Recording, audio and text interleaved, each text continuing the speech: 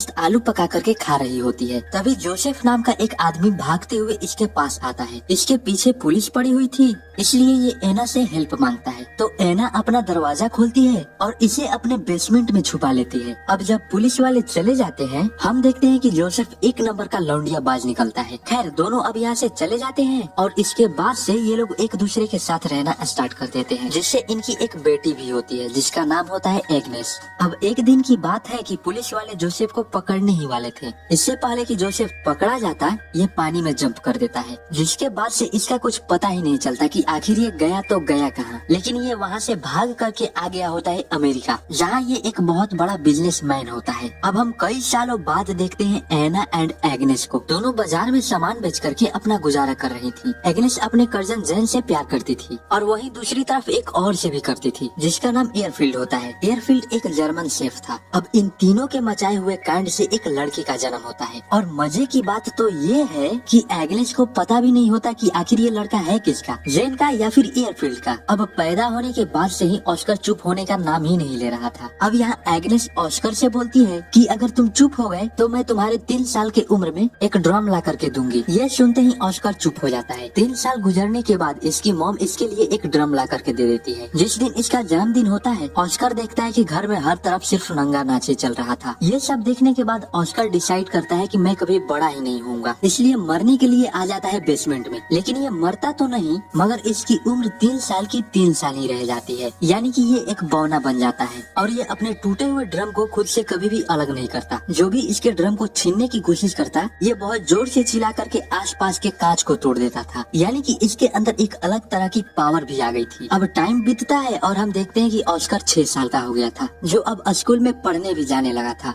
लेकिन इसकी साइज और इसका ड्रम सब पहले ही जैसा था। अभी भी जो भी इसके ड्रम को छीनने के लिए जाता, ये चिल्ला करके कांच को तोड़ देता था। साथ ही इसके पावर से डॉक्टर्स भी हैरान थे कि आखिर ये कर कैसे ले रहा है। बट एग्नेस तो बस यही जानना चाहती थी कि आखिर ये बड़ा क्यों नहीं हो रहा। अब हम देखते हैं कि एग्नेस हर फ्राइडे को बाजार करने के लिए बाहर जाया करती थी और काम के बहाने ऑस्कर को एक दुकानदार के पास छोड़कर जेन के पास चली जाया करती थी कुछ करने के लिए। लेकिन एक दिन ये कुछ वाला सिस्टम ऑस्कर को पता चल जाता है। खैर, अब यहाँ से सीन शिफ्ट होता है कई सालों बाद, जहाँ ऑस्कर अब 12 साल का हो चुका था और अभी ये एक सर्कस में आया हुआ है, जहाँ बौने लोगों को परफॉर्म करता देख एग्नेस को लगता है कि इसका बेटा भी बौना ही है। सर्कस खत्म होने के बाद ऑस्कर एक बेकरा नाम के एक बौने से मिलता है, जो ऑस्कर के इस टैलेंट को देख करके काफी इम्प्रेस होता है और इसे अपने साथ काम करने के लिए इन्वाइट करता है। तभी यहाँ इसकी मॉम आ जाती है और इसे यहाँ से लेकर के जाती है। अब कुछ दिनों बाद हम देखते हैं कि जिस दुकान पर एग्नेस ऑस्कर को छोड़कर जाया करती थी, उस दुकान का आदमी एग्नेस से लव करने लगा था। बट एग्नेस बोलती है कि चल बे, चल हट, और ये बोल करके यहाँ से निकल जाती है। अब कुछ दिनों बाद एग्नेस को पता चलता है कि ये प्रेग्नेंट है, जो जेन का बच्चा होता है। इसलिए एग्नेस इस बात को लेकर के हमेशा परेशान रहने लगी थी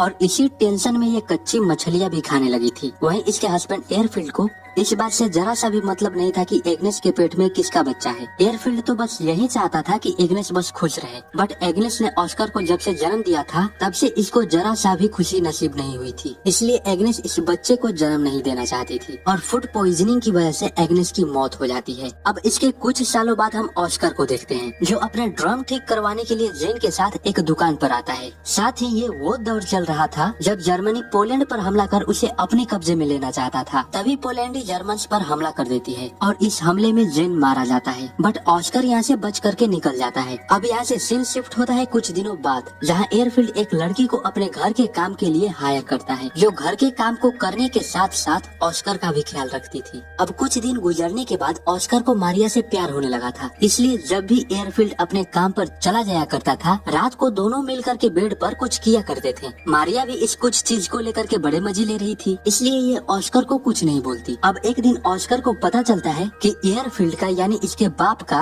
मारिया से चक्कर चल रहा था। मारिया एयरफील्ड से बहुत प्यार करती थी, बट एयरफील्ड मारिया का बस इस्तेमाल कर रहा था, इसलिए मारिया रोने लगती है। ये सब देखने के बाद ऑस्कर मारिया को संभालने के लिए इसके पास आता है, बट मारिया ऑस्कर को बौना बोल इसे लात मार देती है। अब इसके कुछ दिनों बाद हम देखते हैं कि मारिया प्रेग्नेंट होती है, बट ऑस्कर को ये पसंद नहीं आता, इसलिए ऑस्कर इस बच्चे को मारने की कोशिश करता है, बट मारिया ऐसा होने नहीं देती। अब कुछ दिनों बाद मारिया को एक लड़का लड़का होता है जिसे पाकर के सारे लोग काफी खुश थे। लेकिन ऑस्कर इस बात से जरा सा भी खुश नहीं था, क्योंकि इसे ऐसा लगता था कि ये बच्चा इसका है। अब अगले दिन हम उसी बॉनी को देखते हैं जो उस सर्कस में काम किया करता था, जो फिलहाल वर्ल्ड वार 2 के दौरान एक बहुत ही ऊंचे ओहदे पर काम कर रहा है। यहाँ ये बॉना ऑस्कर से मिलता है और इसे अपने टीम में आने के लिए इनवाइट करता है, क्योंकि ये पेरिस में अपने टीम के साथ परफॉर्म करने वाला था। तो ऑस्कर इनकी टीम को ज्वाइन कर लेता है और अपने टैलेंट की मदद से पेरिस में लोगों को इंटरटेन करने लगता है। इसी बीच ऑस्कर को अपने ही टीम की एक लड़की रोजमिता से प्यार हो जाता है। इसके बाद से हम देखते हैं कि ऑस्कर अपने बौने दोस्तों के साथ अपनी जिंदगी बड़ी ही मजे से काट रहा था। लेकिन एक दिन इन पर अमेरिकन सेना का हमला हो जाता है और इस हमले में रोजमिता मारी जाती है। ये देख करके ऑस्कर काफी ज्यादा सैड हो जाता है, जिसके बाद ये वापस अपने घर को आ जाता है। घर आने पर ऑस्कर मारिया के बेटे को एक वैसा ही ड्रम गिफ्ट करता है जैसा इसको इसके मॉम ने इसके 3 साल की उम्र में दिया था। ऑस्कर के आने से मारिया जरा से भी खुश नहीं थी, बट एयरफील्ड बहुत ज्यादा खुश था और एयरफील्ड ऑस्कर से उन लोगों से भी छुपा करके रखा जो ऑस्कर का इलाज करने के लिए ऑस्कर को हॉस्पिटल लेकर के जाना चाहते थे, क्योंकि एयरफील्ड को लगता था कि ऑस्कर एबनॉर्मल नहीं है। अब शहर में तनाव का माहौल होने लगा था, यानी कि युद्ध का माहौल। इसलिए रेडफील्ड अपने परिवार को बेसमेंट में छुपा करके रखता था। लेकिन एक दिन रूसियन सिपाही इन पर हमला कर देते हैं, जो अंदर आकर के इनको काफी ज्यादा तंग करने के बाद एयरफील्ड को मार देते हैं। ये देख करके ये दोनों बहुत ज्यादा रोते हैं। अब अगले सुबह एयरफील्ड के दुकान पर एक आदमी आता है और ये इस दुकान का नया मालिक था। ये आदमी इस दुकान को कब्जे में करने के बाद ये आदमी एयरफील्ड का फ्यूनरल कर देता है, क्योंकि इसने भी हाल में ही अपने परिवार को खोया था। इसलिए परिवार के खोने का गम ये अच्छी तरह से जानता था। दैट्स व्हाई ये इनकी हेल्प करता है।